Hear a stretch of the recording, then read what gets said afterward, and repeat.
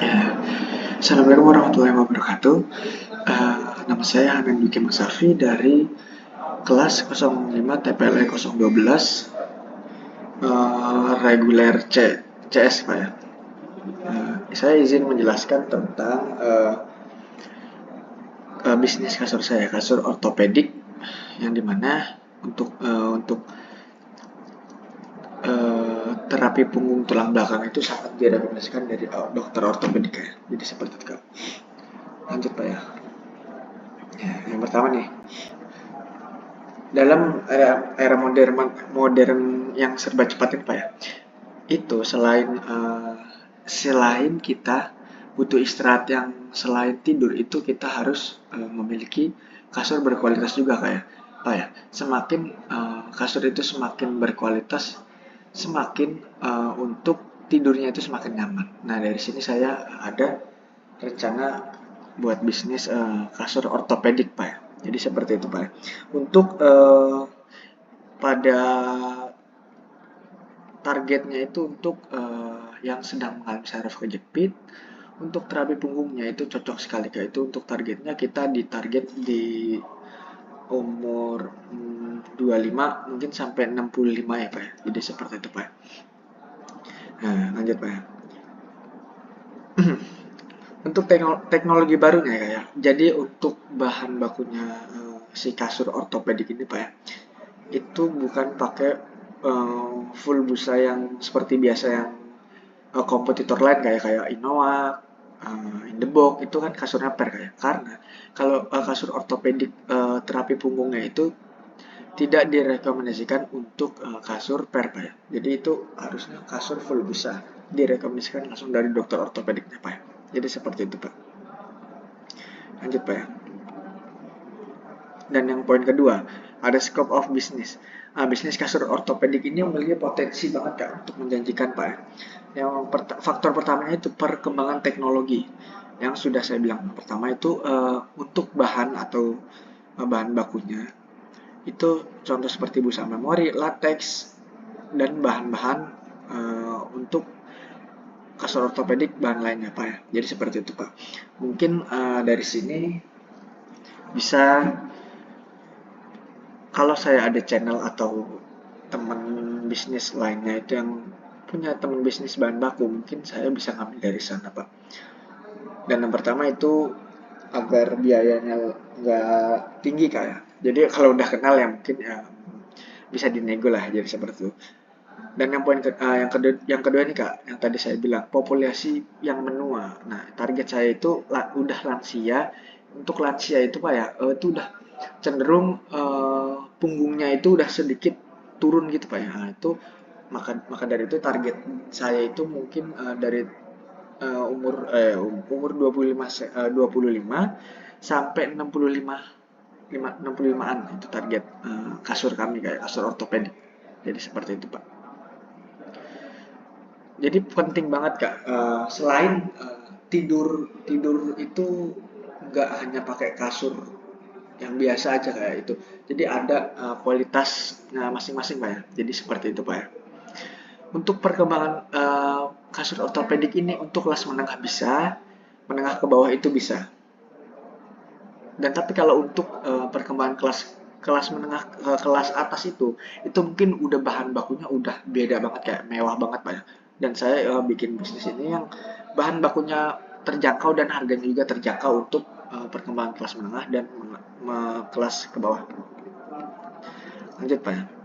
Dan untuk bisnisnya, bisnis kasur ortopedik ini mampu sekali untuk solusi tidurnya berkualitas itu mampu sekali kayak untuk direkomendasikan untuk kasur kesehatan ortopediknya Pak ya. Jadi seperti itu Pak. Kasur kesehatan untuk kualitas tidurnya. Selain kita udah ikhtiar udah berobat, misalnya ada penyakit skoliosis dan terapi punggungnya udah berobat kemana-mana, padahal dia uh, waktu punggungnya yang buat lama istirahat itu padahal di kasur Pak ya. Jadi seperti itu. Selain ikhtiar berobat segala macam Pak ya, itu kita ikhtiar lagi ke yang ke kasur Pak ya.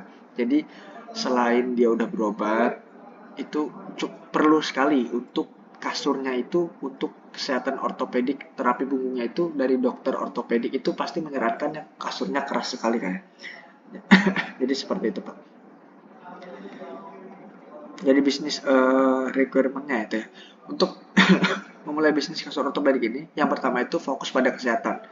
Nah, mungkin dari sini kita buat konten yang lebih menarik Pak ya. Untuk masalah tidur nyeri punggung, mungkin dari berawal yang tadi kita tidurnya pakai kasurnya yang belum ortopedik, itu punggung kita bangun tidur itu terasa nyeri atau capek, itu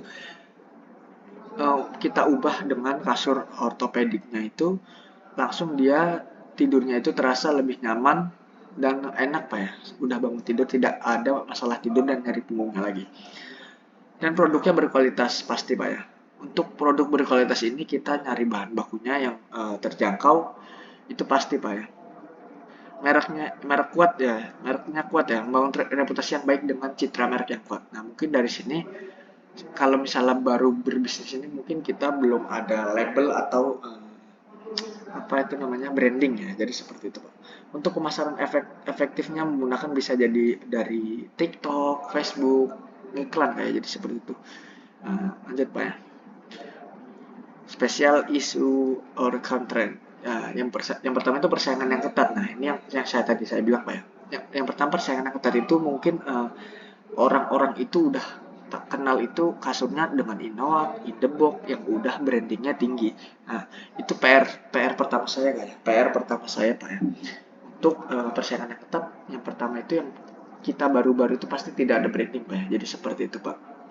Dan kita bisa banget yang tadinya kalah branding karena kasur Innok dan kasur Indebox itu bukan kasur kesehatan ortopedik. Nah, itu bisa sekali Pak saya membuat kasur berbeda kayak kasur kesehatan ortopediknya. Karena untuk kasur ortopedik ini banyak kompetitornya, namun masih bisa lah ya, masih bisa bersaing Pak. Jadi seperti itu Pak. Untuk biaya produksi yang tinggi, bahan baku berkualitas, penggunaan bahan baku berkualitas seperti busa memori, latex, dan pegas berkualitas tinggi meningkatkan biaya produksi. Nah, ini tapi saya bikin produksinya itu tidak pakai per atau pegas Pak ya. Jadi langsung full busa. Jadi seperti itu Pak. Lanjut Pak ya. Poin ketiga. Nah, untuk feasibility study-nya, yang pertama itu untuk kualitas tidur Pak ya. Untuk kualitas tidur itu semakin meningkat untuk masyarakat yang sedang habis kerja beratnya itu pasti capek Pak ya. Itu direkomendasiin langsung pakai kasur ortopedik Pak ya untuk terapi punggungnya. Itu cocok sekali yang sedang harus kejepit. Itu cocok sekali Pak ya untuk menggunakan kasur ortopediknya. Dan perkembangan teknologinya itu pasti untuk kenyamanannya dan bahannya juga ya Pak. Jadi seperti itu. Manfaat pemasaran digital yang saya sudah tadi bilang Pak ya, itu mungkin kita bisa main di Facebook, marketplace Facebook, TikTok, dan lain-lain Pak ya. Jadi seperti itu Pak. Dan ekonomi feasibility. Kelayakan ekonomi dalam bisnis kasur ini mengacu pada kemampuan bisnis untuk menghasilkan keuntungan yang cukup. Nah, betul Pak. Untuk potensi masa depan saya udah dilakukan analisis yang sangat penting, betul Pak. Jadi saya analisis orang-orang pada pakai kasur itu pada pakai kasur yang bukan ortopedik. Itu kita bisa masuk di kelas menengah bawah dengan harga terjangkau kayak Pak ya. Jadi seperti itu Pak. Dan technical feasibility. Kelayakan teknis bisnis ini mampu perusahaan untuk memproduksi memasarkan produk yang standarnya kualitas dengan memenuhi kebutuhan konsumen. Nah, jadi selain bahan bakunya yang terjangkau, harganya pun terjangkau Pak ya. Jadi seperti itu. Dan untuk meningkatkan kelayakan teknis, nah yang sudah saya bilang ya, kerjasama dengan pemasok bahan baku. Nah, misalnya saya udah punya channel bahan baku. Misalnya kalau saya belum punya channel, itu mungkin harganya lebih miring dengan yang udah kenal Pak. Jadi seperti itu Pak. Mungkin lanjut Pak ya. Untuk yang poin keempat, ke project timeline. Untuk project timeline ini Pak ya, yang pertama itu persiapan riset itu 1-2 bulan aja Pak. Mungkin yang pertama itu kita harus riset cara produknya, harus kita riset cara produknya itu seperti apa. Yang minggu pertama itu bisa mungkin penelitian pasar atau target pelanggan, kebutuhan pasar itu harus Pak ya. dan identifikasi bahan baku dan studi tren desain. Nah, itu untuk persiapan riset 0 sampai 2 bulannya. Lanjut Pak ya, untuk pengembangan produknya itu 3 sampai 5 bulan. Untuk pengembangan produknya itu yang minggu ketiga itu bisa 3 bulan pertama itu bisa pengadaan bahan baku dan peralatan produksinya dan pembuatan prototipe kasur ortopediknya. Dan kelima bulannya itu kita melakukan uji coba produknya. Kalau misalnya udah layak dipakai dan udah kokoh, itu baru kita bisa merevisi desainnya Pak ya. Dan yang ketiga Pak ya, pembuatan dan pengujian produk akhir. Nah ini untuk pembuatan dan pengujian produk akhir ini, produksi awal untuk uji pasar kayak dan pengujian sertifikasi, finansial design dan pengembangan instruksi perawatan kasur. Lanjut Pak ya, poin keempat. Strategi pemasaran dan branding. Nah yang tadi saya bilang Pak ya, mungkin ini penting Pak ya, strategi pemasaran dan branding. Mungkin kalau misalnya baru yang awal-awal bisnis ini Pak ya, mungkin kita belum ada modal buat branding langsung ke kayak contohnya ke artis Raffi Ahmad. Mungkin saya dari pribadi hmm, mungkin kita brandingnya ke yang followersnya itu ini kayak yang sedikit populer lah ya. Tapi untuk harganya yang terjangkau. Jadi seperti itu Pak. Untuk meningkatkan branding kasur ortopedik saya gitu. Jadi seperti itu Pak. Dan untuk yang kelima, peluncuran produk dan penjualan. Ya, untuk kalau misalnya udah fix segala macam, udah produknya udah bagus, kualitasnya udah siap, bahan bakunya emang sudah ready terus, itu tinggal kita desain, tinggal kita promosikan kayak penjualannya. Jadi seperti kalau udah fix semua baru kita penjualan. Jadi seperti itu Pak. Untuk yang poin kelima kayak lanjut Pak ya. Untuk budgetnya ini kita $3.000 ini setara 50 juta. Itu kita invest 50 juta, kita ngambil profitnya itu estimasi itu di $10.000 itu di 160 juta untuk 1 tahunnya Pak ya. Jadi seperti itu. Nah untuk yang di sini yang kedua ini, gambar yang kedua ini di kita invest di $12.500 kayak itu di setara mungkin 200 jutaan ya, 200 jutaan. Total profitnya itu di $34 itu di 550 juta. Untuk ini invest 3 tahunnya. Jadi seperti itu Pak. Nah ini total cost-nya kayak. Jadi per bulannya itu kita harga satu unitnya itu 4.400.000 satu unit per kasurnya Pak ya. Jadi seperti itu Pak. Ini contoh per bulannya Oktober 2023, November, Desember. Nah, ini totalnya 52 juta atau setara $3.000. Jadi seperti itu Pak. Dan yang poin ke-6 nih. Kenapa? Why us? Kenapa? Apa sih apa aja yang manfaat kasur ortopedik ini kayak yang tadi sudah saya sebutkan kayak. Yang pertama itu meningkatkan kesehatan. Masyarakat semakin sadar akan pentingnya kualitas tidur bagi kesehatan fisik dan mental. Ya, jadi seperti itu Pak. Jadi masyarakat yang menengah bawah itu jadi bisa jadi nggak asal tidur Pak ya, nggak asal milih kasur karena kalau misalnya asal milih kasur bisa banget kalau misalnya pekerja berat itu malah dia tidur itu malah nggak nyaman kayak malah dia bangun tidur malah sakit pinggangnya pegel-pegel seperti itu Pak. Nah itu maka dari itu adanya kasur ortopedik itu untuk meningkatkan kesehatan fisik dan mentalnya. Jadi seperti itu Pak. Nah, yang tadi saya bilang populasi yang menua itu mungkin target saya itu untuk orang tua dan lansia, untuk terapi punggungnya, untuk yang sedang malam saraf kejepit itu dan ibu hamil itu cocok sekali Pak. Karena apa misalnya nih Pak, kalau misalnya untuk ibu hamil untuk ibu hamil itu misalnya kalau kasurnya kempes itu Pak, kalau dia misalnya ibu hamil itu kan perutnya itu pasti BB-nya itu pasti nambah Pak ya. Kalau BB-nya berat itu pakai density-nya kasur yang rendah itu pasti dia akan kempes Pak ya. Jadi seperti itu. Karena kita kasur ortopedik ini menggunakan density-nya 70 sampai 90 itu berbeda dengan kasur busa lainnya. Jadi seperti itu Pak. Lanjut Pak ya. Untuk struktur di kasur ortopedik ini yang pertama itu saya terinspirasi Pak ya. Karena saya sekarang kerjanya di PT Andika Pusat, bisa di searching juga Pak. Ya PT Andika Pusat kita dari 2006. Nah itu ini untuk strukturnya itu ada owner dan ada tim produksi.